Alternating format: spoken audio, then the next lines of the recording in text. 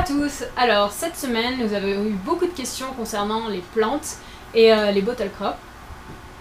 La première question a été posée par une école de Brême et elle se demandait à quelle température nous faisons pousser les plantes ici.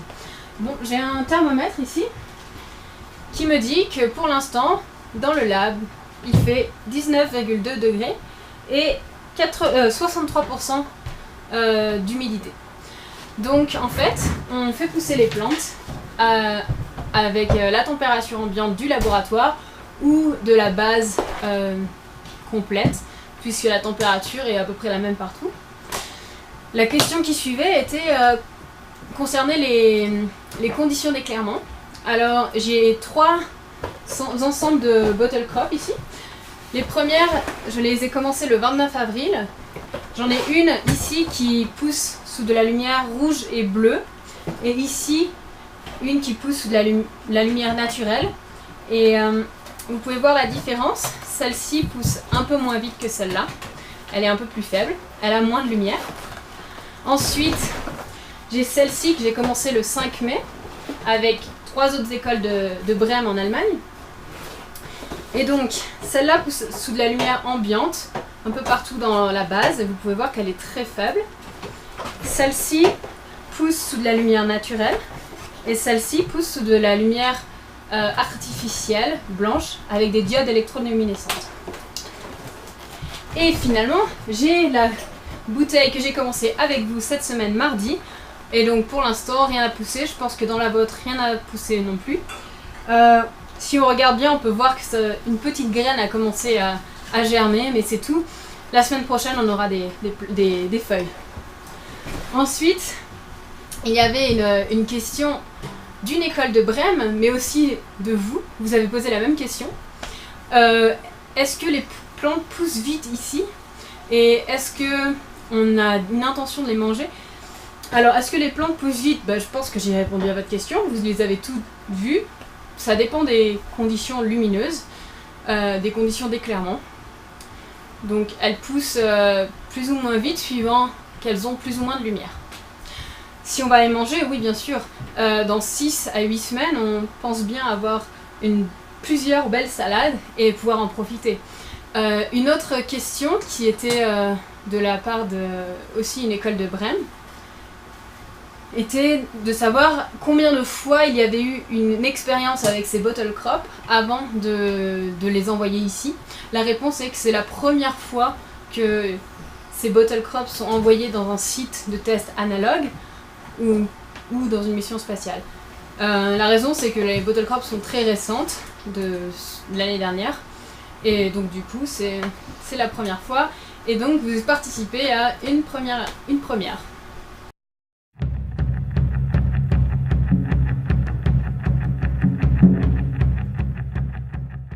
La réponse courte est non. Alors pourquoi? Parce que le dôme qu'on a ici à Hawaï est conçu pour être sur Terre. Alors que quand on ira sur Mars, il nous faudra avoir un habitat qui résiste à des doses de radiation très fortes. On a des radiations très fortes qui viennent du Soleil sur Mars. La pression atmosphérique sur Mars est très faible. Ça veut dire que à l'intérieur de l'habitat, on devra avoir une pression atmosphérique comme sur la Terre, mais à l'extérieur, c'est très faible. Donc l'habitat doit pouvoir supporter ces différences de pression. Troisièmement, la température sur Mars est très froide, et donc ça veut dire que l'habitat doit supporter des différences de température très importantes. Par exemple, moins 100 degrés Celsius à l'extérieur et plus 20 degrés Celsius à l'intérieur. Donc la solution qui a été trouvée, c'est de recouvrir cet avec du sol martien. Et ainsi, ça nous fait une bonne dose de protection contre les radiations, contre le froid, et qui est assez résistant pour supporter des différences de pression assez grandes.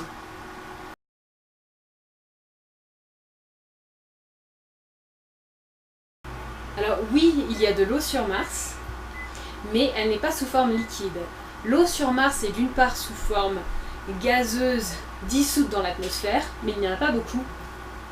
La plupart de l'eau sur Mars se trouve sous forme solide, donc de la glace, au pôle Nord et au pôle Sud de Mars. Il y a des nuages sur Mars et ils sont très très hauts en altitude et ils sont composés majoritairement de cristaux de glace d'eau et de cristaux de glace de dioxyde de carbone.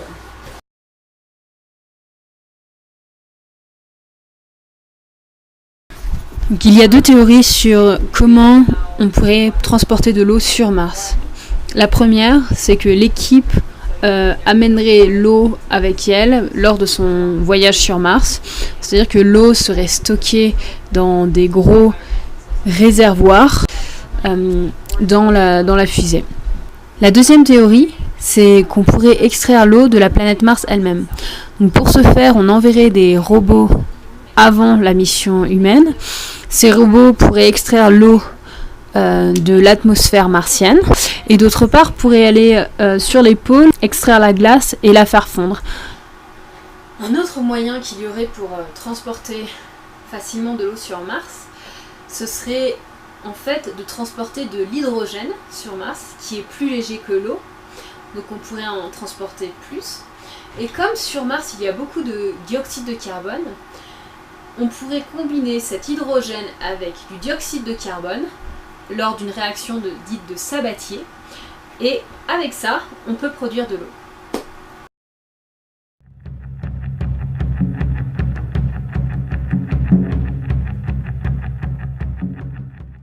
Donc le dôme a 2 étages. Le rez-de-chaussée fait 80 mètres carrés environ et le premier étage fait 40 mètres carrés. Donc ça nous fait un total de 120 mètres carrés pour 6 personnes. Bon, de façon générale, on s'entend tous très bien. Après, c'est vrai que de la même façon que dans une famille avec les frères et sœurs, les parents, des petites choses commencent à nous agacer. La bonne nouvelle, c'est qu'on est tous très compatibles les uns les autres, donc on arrive à bien parler les uns avec les autres.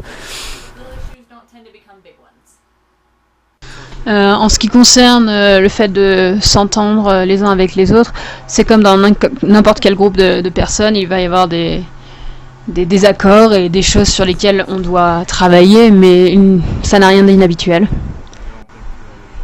Je ne pense pas qu'une vraie équipe d'astronautes aurait une relation lisse tous les jours. En termes d'espace personnel, bon, au début je pensais qu'être enfermé dans un dôme ce serait assez difficile, mais il n'y a eu aucun problème.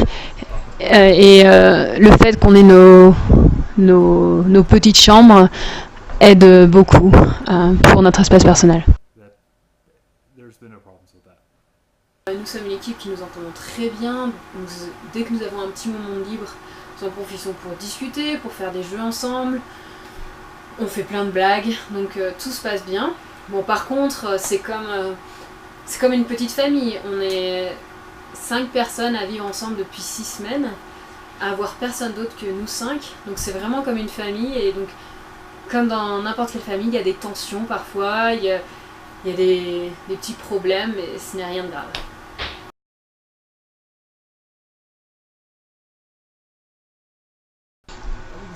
Je ne dirais pas qu'on a un programme défini chaque jour, je dirais plus qu'on est assez flexible sur les tâches qui arrivent au fur et à mesure.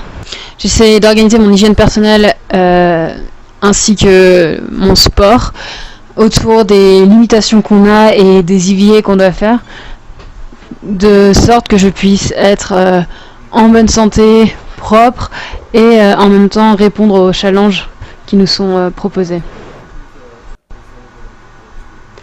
Dans notre équipe, il y a un petit esprit de compétition, donc ça rend les jeux très intéressants, notamment les jeux de cartes.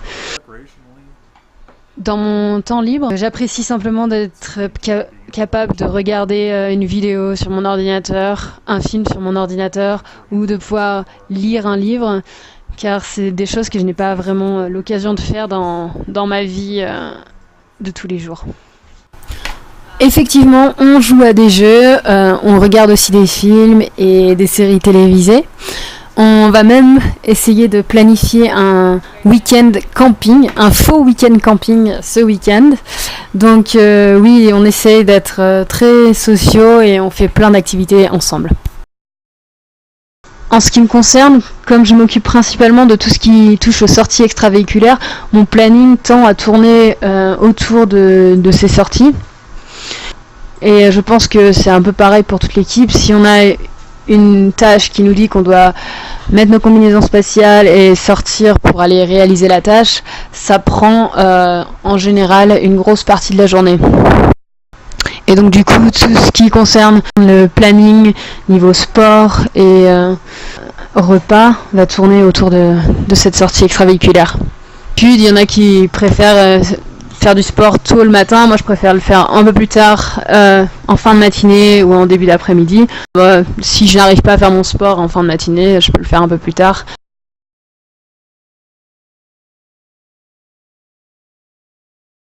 Je dois admettre que je commence à observer certains changements en moi-même, notamment je suis moins tolérante que je ne l'étais au début, et je commence à avoir des envies de fast-food et de junk food. Mais je viens du North Dakota, au nord des États-Unis, où l'hiver dure très longtemps. Donc pour moi, c'est comme un très long hiver. Je mange mieux, je vis mieux et je n'ai pas accès à toutes ces mauvaises nourritures auxquelles j'ai accès à la maison. Donc j'ai perdu du poids et je suis maintenant en meilleure forme. Et j'ai aussi du temps que je peux dévouer à faire du sport. Et de façon générale, dans un environnement clos comme ça, c'est plus rare de tomber malade. Donc je me sens bien.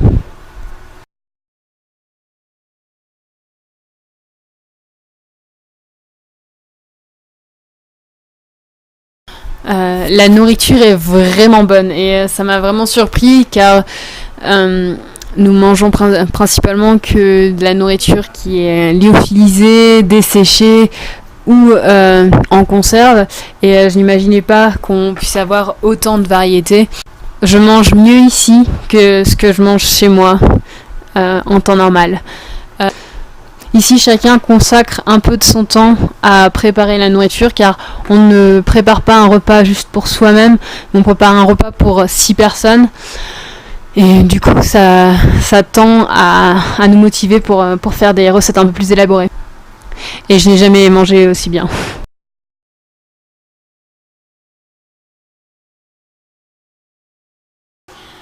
Le dôme est situé sur le volcan Mauna Loa, sur l'île d'Hawaï. Il y a 5 volcans sur l'île d'Hawaï et Mauna Loa est l'un d'eux. Mauna Loa est considéré comme le plus gros volcan au monde.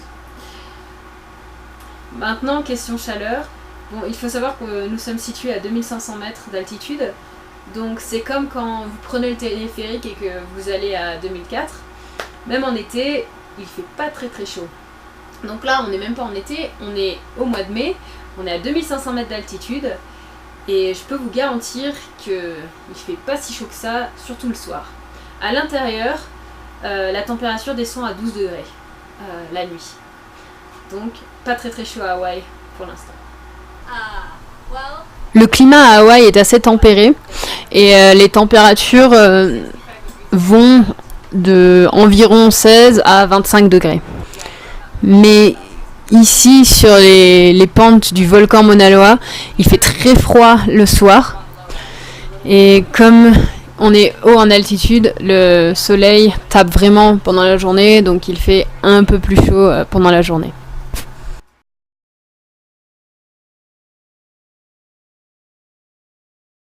Ah, pourquoi l'eau est limitée? Très bonne question. Sur Mars, toute l'eau qu'il y a est soit gelée, soit sous forme de particules dans l'atmosphère. Et il y a très peu de vapeur d'eau dans l'atmosphère. Donc il n'y a pas d'eau liquide sur Mars. Donc toute l'eau qu'on utilisera sur Mars devra être soit extraite de la glace, ce qui coûte très cher en termes énergétiques, ou alors il faudra qu'on les transporte avec nous depuis la Terre et l'eau est très lourde. Et donc toute l'eau qu'on amènera sur Mars devra être réutilisée et recyclée. Donc ici, c'est ce qu'on simule. On a seulement une quantité d'eau limitée pour notre utilisation, comme si on était sur Mars et qu'on avait amené une quantité limitée d'eau. Pour moi, la limite d'eau qu'on a n'a pas été un gros problème jusqu'à présent. C'est là où c'est le plus difficile, c'est pour l'hygiène personnelle, puisqu'on a seulement 8 minutes de douche par semaine possible. Divise en petits morceaux, en une douche tous les 2 ou 3 jours. C'est vraiment... la limitation d'eau n'est vraiment pas un problème pour moi. Bien sûr, je ne vais pas vous mentir. J'ai toujours très hâte de pouvoir prendre une bonne douche chaude. Mais cela n'arrive que tous les 2 ou 3 jours. Mais ce n'est pas un mauvais système. Il n'y a vraiment pas de quoi se plaindre.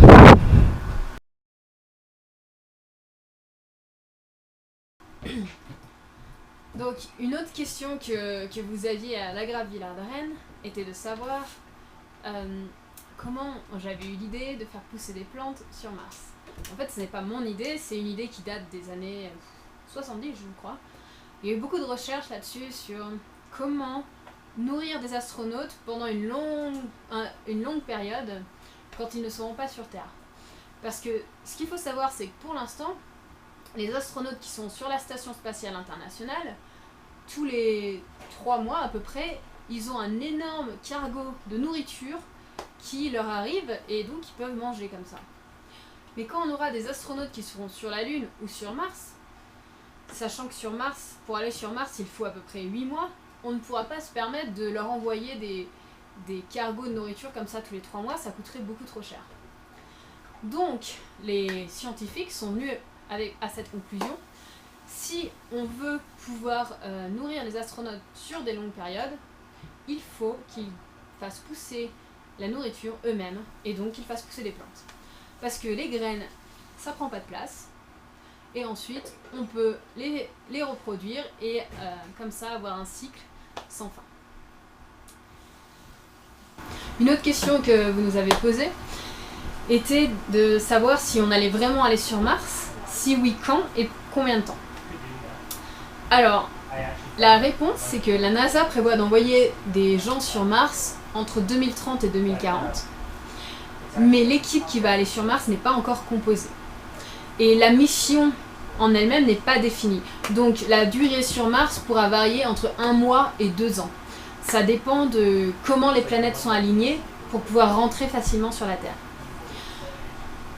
Bien sûr, moi je ne fais pas partie de la mission. Par contre, si on me proposait d'aller sur Mars, je dirais oui tout de suite. J'ai 28 ans. J'ai 33 ans. Ross, quel âge as-tu? J'ai 28 ans. Tiff, quel âge as-tu? 29.